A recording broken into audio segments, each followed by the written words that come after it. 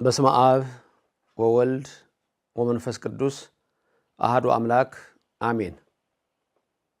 እንደምን አላችሁልኝ?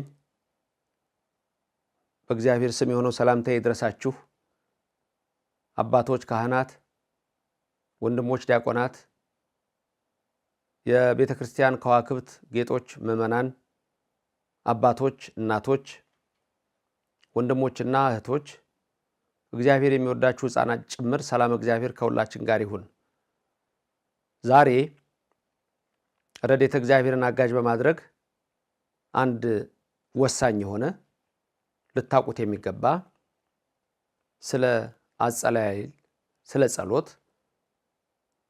በሞባይል ስልክ ወይም በኮምፒውተር ወይም በተለያዩ ኖት ጸሎት ማድረግ ይቻላል ወይ የሚለውን እሱን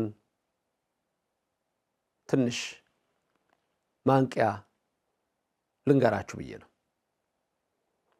ሰው ለሰው አስተዋይ ስለሆነ እግዚአብሔር እሱ በልባችሁ ይጻፍላችሁ። ሰው ለሰው አሳሳቢ ስለሆነ እሱ እግዚአብሔር በአእምሯችሁ ይቅረጽላችሁ። ለእኔም ለእናንተም ሁልጊዜ ሚስጥሩን እንዲያድለን የእሱ ቅዱስ ፈቃድ ይሆንልን። እመቤታችን አትለየን። ለእናንተም ደግሞ የልባችሁን ሐሳብ መድኃኔዓለም ይፈጽምላችሁ፣ ክፉ አይንካችሁ፣ ከመከራ ሥጋ ከመከራ ነፍስ ሰውሮ ሀብተ ሥጋ ሀብተ ነፍስን ያድላችሁ። ብዙዎች ይሄ ጥያቄያችሁ እንደሆነ እገምታለሁ። ለዚህ ነው ዛሬ በዚህ ጉዳይ ላይ እንድንነጋገር የፈለኩት። በሞባይል ጸሎት ማድረግ ይቻላል ወይ? ወይም በኮምፒውተር ወይም ደግሞ በተለያዩ የቴክኖሎጂ መሳሪያዎች ጸሎት ማድረግ ይቻላል ወይ? መጀመሪያ ጸሎት ማለት ምን ማለት እንደሆነ በእርግጠኝነት ሁላችሁም ስለምታውቁ ባጭሩ ጸሎት ማለት አንደኛ ከእግዚአብሔር ጋር መነጋገር ነው። ከእግዚአብሔር ጋር መነጋገር ጸሎት ነው። ሁለተኛ ጸሎት ከእግዚአብሔር ጋር ግንኙነትን መፍጠር ነው። ጸሎት ከእግዚአብሔር ጋር መነጋገር ነው። ሰው ሲነጋገር ግንኙነት ይፈጥራል። ግንኙነት አለው ከአምላካችሁ ጋር። ሌላው ጸሎት ልመና ነው። እግዚአብሔር አንድ ነገር እንዲያደርግልን ልመና ነው። ከልመናው በፊት ግን ጸሎት ሌላው ምስጋና ነው። ለምሳሌ አባታችን ሆይ ብላችሁ ጸልዩ ብሎ ማቴዎስ 6 ላይ ጌታ ነግሮናል። ስንጸልይ እንደምን አባታችን ሆይ በሰማያት የምትኖር ስምህ ይቀደስ፣ መንግስት ትምጣ እያልን ከጸለይን በኋላ ከዛ በኋላ ነው የዕለት እንጀራዬን ስጠኝ የምንለው። መጀመሪያ የሚቀድመው ምስጋና ነው፣ ቀጥሎ ልመና ነው። አንደኛ ጸሎት ከእግዚአብሔር ጋር መነጋገር ነው። ሁለተኛ ግንኙነት መፍጠር ነው። 3 ማመስገን ነው። 4 ልመና ነው። 5 ከፈለጋችሁ መከራከር ነው ከእግዚአብሔር ጋር። ከእግዚአብሔር ጋር መከራከር ነው። ምንድነው? ምን ማለት ነው? መምህር ዘበነ የምትሉ ሰው ልትሎች መከራከር ነው እንዴ ከእግዚአብሔር ጋር ልትሉ ይችላላችሁ። አንዳንዴ መከራከር አለ። ክርክር አለኝ ካንተ ጋር ሲል እንደው ነብዩን ባቆም እንደው እግዚአብሔርን ይከራከራል ማለት አይደለም። እንደ ኤልያስ ምንድነው? አሁንስ በቃኝ፣ እኔ ከአባቶቼ አልበልጥም፣ ውሰደኝ፣ ምንድነው ይላል ኤልያስ። በቴስቢ ዘገለዓድ የነበረው በረከቱ ይደርባችሁ ቅዱስ ዋናው ነብይ ኤልያስ ነው። ሌላው ዮናስ ጸሎት እኮ ነው መነጋገር ማለት ብለን የለ መነጋገር ማለት ሌላ ፍትሐ ነገሥታችን ላይ ገና ስለ ጸሎት የሚነገረው ላይ ጸሎት ማለት ብሎ እሱን ነው እኮ ከእግዚአብሔር ጋር መነጋገር የሚለው። ዮናስ አውቃለሁ ድሮም አንተ ጻድቅ እንደሆንክ፣ አሁን እነሱን ልትመራቸው ነው አይደለም? እኔ ሐሰተኛ ልባል። እንዴት ከእግዚአብሔር ጋር እንደሚያወሩ። ጸሎት እንደዚህ ነው። እንደ አባት እንደ እናት እግዚአብሔርን ማውራት ነው። እንደ ወንድም እንደ እህት እግዚአብሔርን ማውራት ነው። አያችሁ፣ ጸሎት ይሄ ነው። እንግዲህ ጸሎት ደግሞ አንድ በተጻፈ ነገር ይጸለያል። ትልቁ ጸሎት መጽሐፍ ቅዱስ ማንበብ ነው። በነገራችን ላይ ትልቁ ጸሎት የጸሎት ሁሉ ጸሎት መጽሐፍ ቅዱስ ነው። ትልቁ የጸሎት መጽሐፍ ቅዱስ ነው። ከዛ ውስጥ ደግሞ መርጦ እንደው ለማየት ከፈለጋችሁ ዳዊትና ቅዱስ ዮሐንስ ወንጌል ደግሞ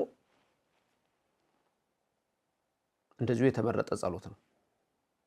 በየዕለቱ የቀን ጸሎቶች አሉ። የሰባቱ ዕለታት ከሕግ መጽሐፍ የነ ሙሴ ጸሎት፣ የነቢያት፣ የነ ኢሳይያስ፣ የኔ ኤርሚያስ ተመርጦ የነቢያቱ ተመርጦ ጸሎት በቤተክርስቲያናችን ሁሉ ጊዜ ይጸለይ። በየቀኑ እንደውም መጸለይ ያለበት እያንዳንዱ ካህን እያንዳንዱ ምእመናን ጸሎታ ላይ ተጻፈ። ሌላው ደግሞ በቃላችሁ የምታወሩት ከእግዚአብሔር ጋር የልባችሁን ሐሳብ የተጻፈው አለ። የልባችሁ ለምሳሌ እንዳልኳችሁ መጽሐፍ ቅዱስ አንደኛ ጸሎት ነው። ከዛ ውስጥ በተለይ ዳዊትና ቅዱስ ዮሐንስ ብያችኋለሁ። ወንጌል ጸሎት ነው። መልክ የተለያዩ መልኮች አሉ፣ ጸሎት ነው። ውዳሴ ማርያም ጸሎት ነው። ገርል ድርሳን ማንበብ ጸሎት ነው። አረ የሚገርማችሁ የእግዚአብሔር ቃል መስማት ሁሉ ጊዜ የእግዚአብሔር ቃል መስማት ጸሎት ነው። ማህሌት ጸሎት ነው። ሰዓታት ጸሎት ነው። መዝሙር ጸሎት ነው። መዝሙር እምላችሁ በቤተክርስቲያን ጠዋት የሚቆማል መዝሙር የቅዱስ ያሬድ። ሌላው ጸሎት አይደለም ማለት አይደለም፣ ግን ያ በተለይ ደራሲዎቹም የእግዚአብሔር መንፈስ ያላቸው ሰዎች ስለሆኑ ነው። ቅዳሴ ማስቀደስ ጸሎት ነው። እንደውም የጸሎት ሁሉ ጸሎት ደግሞ ማጠቃለያው ማህተም ማረጊያው ቅዳሴ ነው። እቱ በሰላም ይላል፣ ወደ ቤታችሁ በሰላም ግቡ። እንግዲህ እነዚህ ሁሉ የቤተ ክርስቲያን መጽሐፍት ከመጽሐፍ ቅዱስ ጀምሮ አዋልድ መጽሐፍት ጸሎቶች ናቸው። ለብዙ ሰው ግን አሁን ምንድነው በሞባይል ጸሎት ማድረግ እችላለሁ ወይ በስልኬ እንዲያርጌ ውዳሴ ማርያም መድገም እችላለሁ። ውዳሴ ያለ ግተና ማርያም ንጉታም ለዚህ ተነበበለ ተሰኑ ፈቀደ እግዚእ ያግዞ ለአዳም ብዙ ነው ትኩ ዘልብ እንዲህ ያልኩ መጸለይ እችላለሁ። ወይም ደግሞ እንደዚህ ያልኩ ያለውን ጸሎት መጸለይ እችላለሁ ወይ በስልክ? ከዛ በፊት አንድ ነገር ልንገራችሁና እችላለሁ ወይ አልችለውም የሚለውን ራሳችሁ ትናገራላችሁ። ራሳችሁ ይሄ ዳዊት ነው። እኔ ጸሎት ሊጸለይ ሲል ለምሳሌ መጀመሪያ ሕግና ስርዓት አለው። አባ እንጦንስ በረከቱ ይደርብን። እንጦንስ አረጋዊ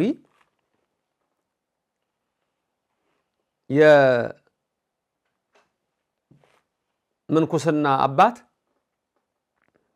ገዳም ገብቶ ሄዶ መጀመሪያ ገዳሙን ከተማ ዳር ነበር ያደረገው። ከተማ ዳር አድርጎ ሲጸልይ ሴቶች እየመጡ ሰውነታቸውን ሲታጠቡ ደስ አላለው።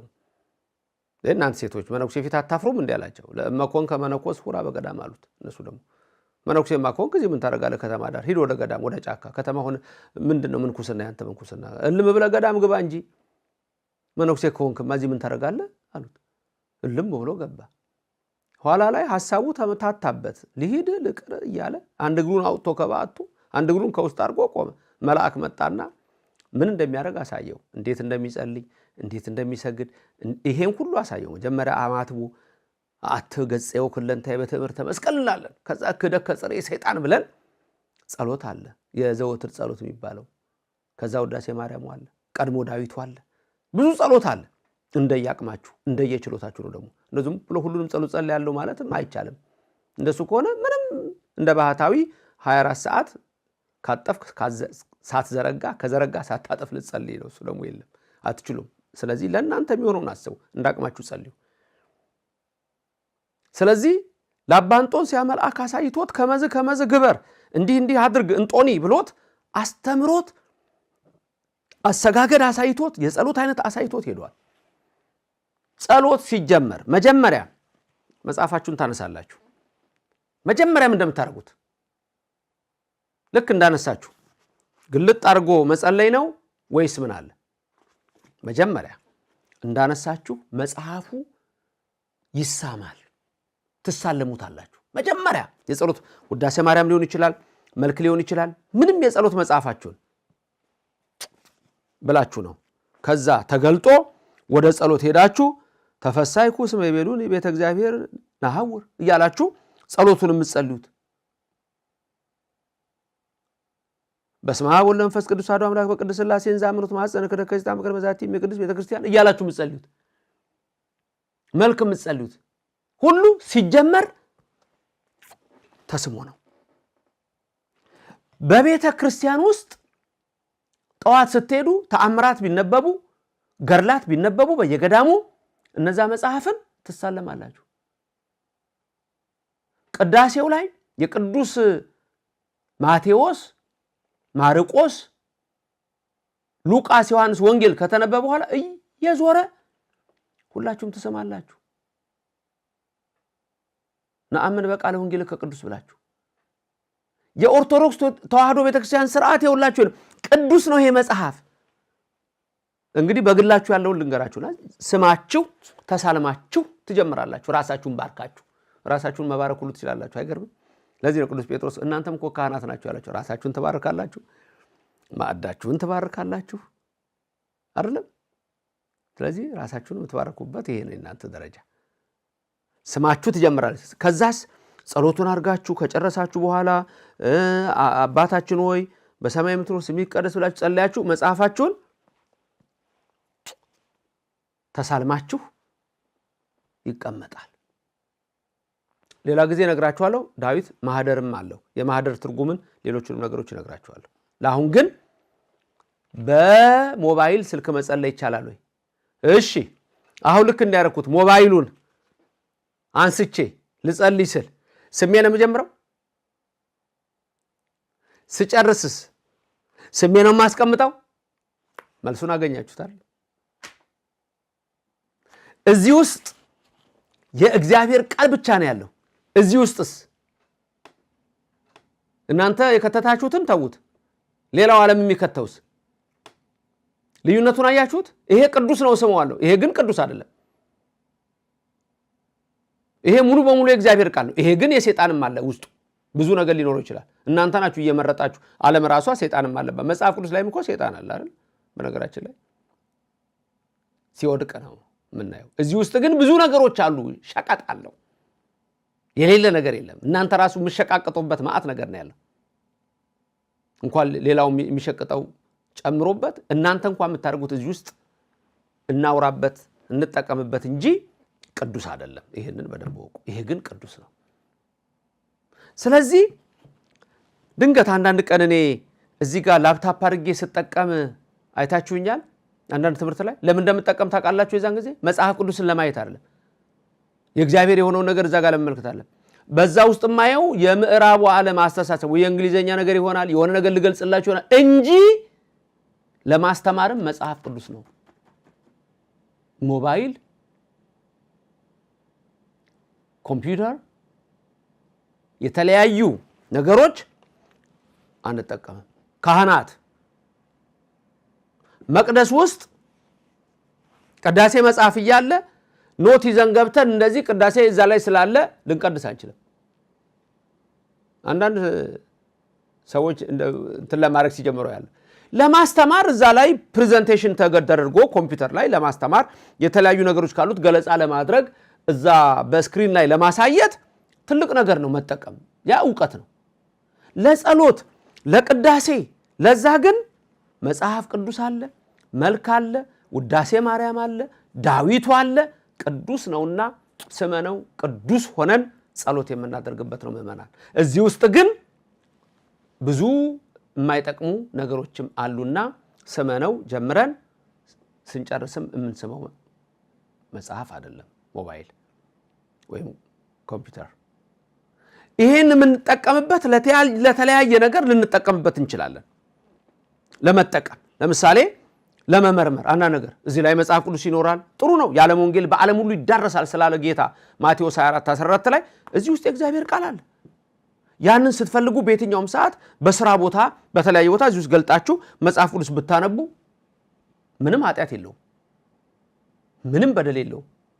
የተለያየ ነገር እዚህ ውስጥ ትመረምሩበታላችሁ፣ ታዩበታላችሁ፣ ምንም ችግር የለውም። ለጸሎት ግን እንዳልኳችሁ ስርዓት አለውና በዛ መልክ ነው የምታደርጉት። ድንገት በዚህ ሰዓት ምንም መጽሐፍ እስካሁን የሌላችሁ በስደት ዓለም መጽሐፍ ቅዱስ ይዛችሁ መገኘት የማትችሉ ውዳሴ ማርያም የሌላችሁ ምንም የሌላችሁ ሰዎች መጽሐፍ ስማችሁ ጀምራችሁ ስማችሁ ለመጨረስ ያልበቃችሁ ያልታደላችሁ ነው የምለው። መጥፎ ቦታ ነው ያላችሁት እናንተ ድንገት ሞባይላችሁ ላይ የጸሎት መጽሐፍ አርጋችሁ ብትጸልዩ እግዚአብሔር ያቀዋል የናንተን እግዚአብሔር ያቀላችኋል። አያችሁ ይሄ ዝም ብሎ ግን እዚህ ጋር መጽሐፍ ነው ያለው ቴክኖሎጂ ነው እንደዚህ ብሎኛል ምናምን ብሎ የገለጠ በዚህ ልጸልይ ብሎ የሚያስብ ሰው ካለ ግን አይሆንም። እናንተ ግን ምንም የሌላችሁ ሰዎች ልብ ብላችሁ እንድትሰሙ ይፈልጉት ለዚህ ምንም የሌላችሁ ሰዎች ግን ምንም ሳይኖራችሁ አትቀሩም። በዛ ባላችሁ ልትጠቀሙ ትችላላችሁ። ዋናው ግን በራሳችሁ የምትይዟት መጽሐፍት ጸሎት የምታደርጉባት መጽሐፍት ታስፈልጋችኋለች። ስለዚህ በሞባይል ጸሎት ማድረግ ይቻላል ወይ? ቀጥታ ስናይ አይቻልም። ለምን? ስርዓት አለው። ምንም የሌላችሁ ሰዎች ግን ባጠገባችሁ እንደው በዛ ልጠቀም ካላችሁ ትችላላችሁ ለማለት ነው። ለመመርመር የተለያዩ ነገሮችን ለማየት ግን ምንም ችግር አይኖረውም። ስለዚህ ይሄንን ተረድተን እንድናደርገው ነው። ዋናው ግን አንድ ነገር ልንገራችሁ፣ ለመጸለይ ማሰባችሁ ራሱ መታደላችሁ። የማይጸልይ ሰው እኮ አለ። ለመጸለይ ማሰባችሁ ራሱ እኮ መታደል ነው፣ ቅድስና እኮ ነው። መጸለይ ራሱ ሳይጸልይ እኮ ዝም ብሎ የሚተኛል እኮ። ዝም ብሎ እንደፈለገም ይሆን። እኔ ከዚህ በፊት ድሮ ጀምሮ የድሮ ትምህርቴን የምትከታተሉ ሰዎች እንግዲህ በደንብ ልታውቁት ይችላላችሁ። ከ20 ዓመት በፊት ከ25 ዓመት በፊት ያላችሁ የኔን ትምህርት የምትከታተሉ ሰዎች አንድ ምሳሌ ድሮ ጀምሮ የምናገራት ነበረች። አንበሳ አብላኝ አለ፣ ሚዳቆ አውጣኝ አለች። ሁለቱም ጸለዩ። አንበሳ አብላኝ አለ፣ ሚዳቆ አውጣኝ አለች። የማን ጸሎት ነው የሚሰማው? እግዚአብሔር። ምን ትላላችሁ? ብቻ የሁላችሁንም ጸሎት ይስማ መድኃኒዓለም። አንበሳ ዞር ሲል ሚዳቆን አያት። እንዴ አብላኝ ያልኩ አሁኑኑ ሰጠኝ እቺ ነች አለ። ሚዳቆ ዞር ስትል አንበሳን አየች። ውይ አውጣኝ ያልኩ ከዚህ አይደለም እንዴ አለች። ሩጫ ጀመረች፣ ይከተላት ጀመር። አንድ ገደል ላይ ዘላ ተሻገረችበት። አንበሳው ያን መዝለል አልቻለም። እንደዙም ብሎ እንደቆመ እንዲዞር ይላል። ጭቃ ውስጥ አሳማኝ እንደባለላል ተኝቶ። ታዲያ ይሄንን አይደለም እንዴ ለኔ ያዘጋጀው አላ። ከዛ ምን ተባለ ነው የሚባለው? አውጣኝ አለ ወጣ፣ አብላኝ ያለም በላ፣ ምንም ያልጸለየ አሳማ ተበላ። ወይ አልበላ ወይ አልወጣ አሳማ የበላችሁ ሰዎች ግን በዚህ አጋጣሚ ትምህርት አይደለም እንጂ ቄደር ተጠመቁ። ንስሐ ገብታችሁ ንስሐ እንኳን አሳማ በልቻለሁ ነው፣ ሌላ ነገር የለውም። ጸበል መጠመቅ አለባችሁ። አጋንንት የሚያድርባቸው ነገሮች አሉ። አንዱ አሳማ ላይ ነው የሚያድረው። አራቱን ባህሪያታችሁን ይደባልቃል። እሱ ሌላ ጊዜ እመለስበታለሁ። አውጣኝ አለ ወጣ፣ አብላኝ አለ በላ፣ ምንም ያልጸለየ አሳማ ተበላ ነው። መጸለይ አንድ ትልቅ ነገር ነው። ምንም ሞባይልም ደግሞ የሌላ ሰዎች በቃላችሁ። ለዚህ ነው የድሮ አባቶቻችን እኮ ቢያንስ የዘወትር ጸሎት በቃላችሁ ያዙ ይባላል። ድሮ እኮ አባቶቻችሁ እናቶቻችሁ በቃላቸው የዘወትር ጸሎት ቢያንስ ያውቃሉ፣ ውዳሴ ማርያም ያውቃሉ።